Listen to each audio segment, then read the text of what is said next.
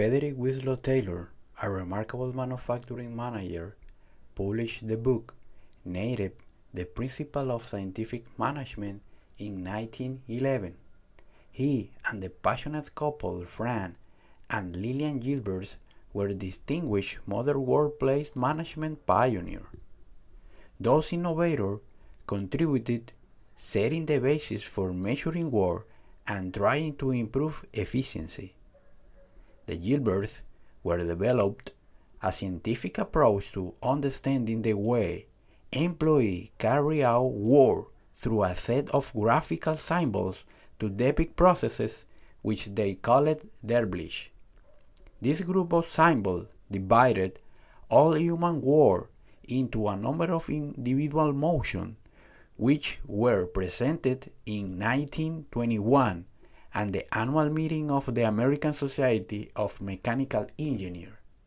Later, that would become a graphic language that would help to address managers to get the efficiency of a specific task.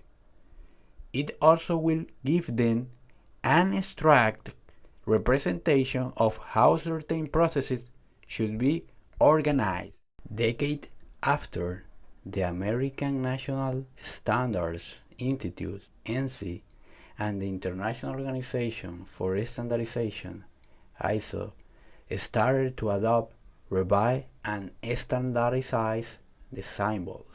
Without further ado, let's get started with the basics. The market can bring you a lot of options, but today we are going to use Google Drawing.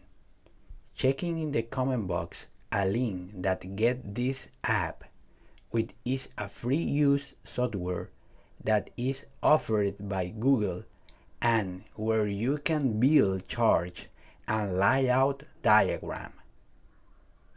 Symbols represent a function, and the dimension of them can vary, but the shape has to be the same. The parallelogram shape is named the input and the output symbols. The input is the making available of information for processing, and the output is the recording of processed information.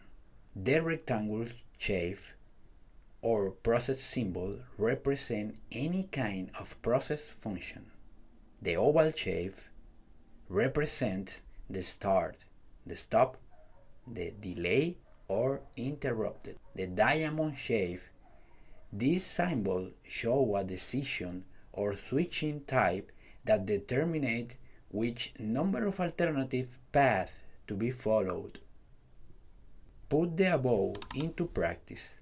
Let's suppose you want to lose weight and you are visiting the bariatrician. This doctor will calculate your level of body fat based on the body mass index to determine if you are overweight or you have obesity. They aim to build a simple flowchart. The doctor measures and write down your weight and your height. After that, he is going to calculate your body mass index. Finally, he is going to compare the results against the alternative to provide a medical diagnosis.